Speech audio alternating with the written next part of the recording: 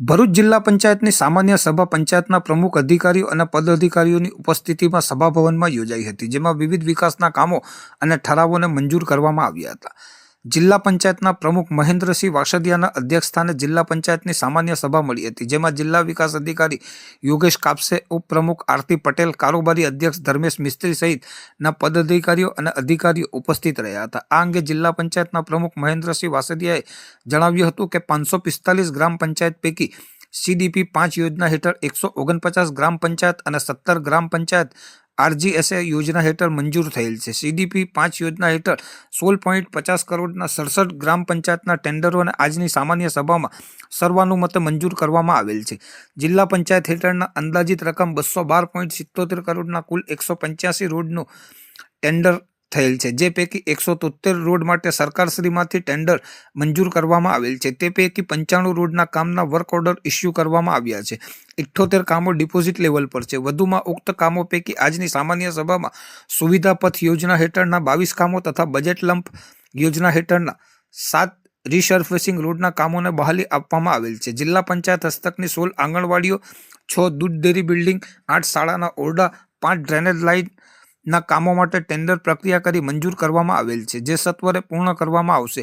વધુમાં આજની સામાન્ય સભામાં વડાપ્રધાન નરેન્દ્ર મોદીના નેતૃત્વમાં ભારત સરકારે પરિવર્તનકારી નેક્સ્ટ જનરેશન GST સુધારાનો નિર્ણય કર્યો છે, જેનાથી ખેડૂતો, MSME, વેપારીઓ, મહિલાઓ, યુવાનો, મધ્યમ વર્ગ સહિતના તમામ વર્ગને લાભ થવાનો છે. આવા GST રિફોર્મ્સ માટે નરેન્દ્ર મોદી અને નાણામંત્રી નિર્મલાજીને અભિનંદન પાઠવતો ઠરાવ પસાર કરવામાં આવ્યો હતો. આજ રોજ ભરૂચ જિલ્લા પંચાયતની સામાન્ય સભા મળી. એ સામાન્ય સભામાં આજ સુધીની જે ભરૂચ જિલ્લામાં સામાન્ય સભા થઈ હશે એના કરતાં પણ ઐતિહાસિક કામોને મંજૂરી આપવામાં આવી છે. સૌથી વધારે કામોને મંજૂરી આપવામાં આવી છે. આજે ભરૂચ જિલ્લાની 545 ગ્રામ પંચાયત પૈકી CDP 5 યોજના હેઠળ 149 ગ્રામ પંચાયત અને 17 ગ્રામ પંચાયત RGSA યોજના હેઠળ મંજૂર થયેલ છે. CDP 5 યોજના હેઠળ 16.50 કરોડના 67 ગ્રામ પંચાયતના ટેન્ડરને આજની સામાન્ય સભા સર્વાનુમતે મંજૂર કરવામાં આવે છે અને એને બહાલી આપવામાં આવે છે. સાથે સાથે બાકી જે રહેલી ગ્રામ પંચાયતો છે એને પણ ટૂંક સમયમાં ટેન્ડર પ્રક્રિયામાં છે. બધી ટૂંક જ સમયમાં એને વર્ક ઓર્ડર આપવામાં આવશે.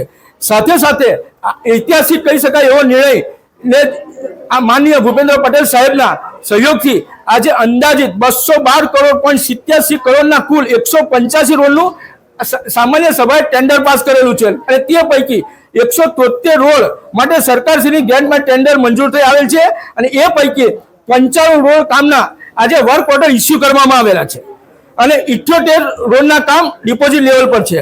ઉક્ત કામો પૈકી આજની સામાન્ય સભામાં સુવિધા પથના પણ 22 કામો અને બજેટ લેમ્પ યોજના હેઠળ 17 રીસર્ફેસિંગ રોડના કામોને પણ બહાલી આપવામાં આવી છે. મિત્રો, એ સિવાય ઇન્ફ્રાસ્ટ્રક્ચર હોય કે ખેતીવાડી હોય કે શિક્ષણ હોય કે આરોગ્ય હોય, એ દરેક વિસ્તારમાં આજે કામોને મંજૂરી આપવામાં આવી છે.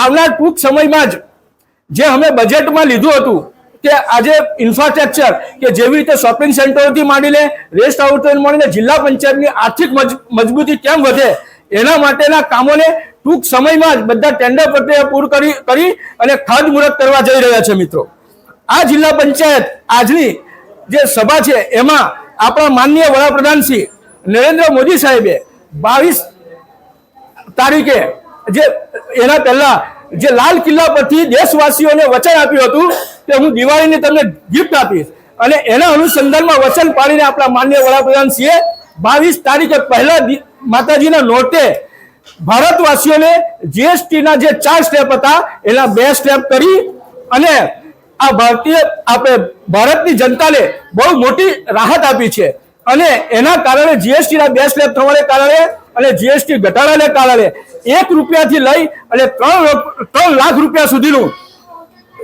સસ્તું થવાનું છે અને એનો લાભ આમ ભારતની જનતાને મળવાનો છે અને એના કારણે જે વેપારીઓ છે એમાં પણ ખુશીની લાગણી છે.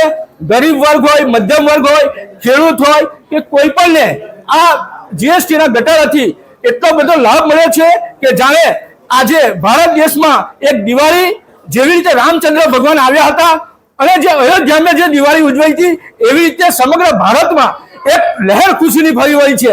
અને એના માટે અમે અમારા માનનીય વડાપ્રધાન શ્રી નરેન્દ્ર મોદી સાહેબનો અને ભારતીય જનતા પાર્ટીનો અહીંથી ખૂબ ખૂબ આભાર માનીએ છીએ. અને આજની સામાન્ય સભા સર્વાનુમતે વડાપ્રધાનશ્રીનો અને સરકારનો આભાર માનતો અમે સર્વાનુમતે ઠરાવ પસાર કરીએ છીએ. અને સાથે સાથે જે કંઈ જે ઇન્ફ્રાસ્ટ્રક્ચર બનવાના છે એ ભરૂચ જિલ્લામાં પોતાના 100 ભંડોળમાંથી જિલ્લા પંચાયત નહીં કે પીપી ધોરણે પોતાના 100 ભંડોળમાંથી એટલા બધા ઇન્ફ્રાસ્ટ્રક્ચરના કામ કરવાની છે. અને એ સિવાયના નર્મદા કિનારાના વિકાસ માટે અને એવી અસંખ્ય જે લોકોની સુવિધા માટે આજની સભાએ જે બધા કામ મંજૂર કર્યા છે. આવનાર સમયમાં આ ભારતીય જનતા પાર્ટીનો એક ચૂંટણી હોય કે ગમે તે હોય પણ આ માનવીનો છેવાડાના માનવી સુધી એનો લાભ પહોંચવાનો છે. અને એના કારણે આજ જે છેલ્લા 15 વર્ષથી ભારતીય જનતા પાર્ટીનું ભરૂચ જિલ્લામાં શાસન હતું પણ જે 5 વર્ષનો ભારતીય જનતા પાર્ટીએ જે વિકાસ કર્યો છે, રોડ રસ્તા હોય, ઇન્ફ્રાસ્ટ્રક્ચર હોય, નર્મદા પરિક્રમાવાસીની સેવાનું હોય, નર્મદા કિનારાનો વિકાસ હોય કે કૃષિ હોય કે પછી આરોગ્ય હોય કે શિક્ષણ હોય કે આઈસીડીએસ કોઈ પણ વિસ્તારમાં સંપૂર્ણ વિકાસ ભરૂચ જિલ્લાનો થવાનો છે. જેવી રીતે અમે પહેલા પણ કીધું હતું કે ભાગ્યું ભરૂચ નહીં પણ હવે આ જે કામો વિકાસના થવાના છે એનાથી એક ભરૂચ જિલ્લો હર્યું ભરું ભરૂચ બનશે. અને હું ખાતરી સાથે કહું છું કે ભરૂચ જિલ્લો પંચાયત આ ગુજરાતમાં એક મોડેલ જિલ્લો બનશે. અને એના માટે હું માનનીય આપણા મુખ્યમંત્રી શ્રી ભૂપેન્દ્ર પટેલ સાહેબનો અને માનનીય વડાપ્રધાન શ્રી નરેન્દ્ર મોદી સાહેબનો અને ભારતીય જનતા પાર્ટીનો ખૂબ ખૂબ આભાર માનું છું. કારણ કે એમની કાર્યક્ષમતા અને એમની દીર્ઘદ્રષ્ટિને કારણે આ બધું શક્ય બન્યું છું.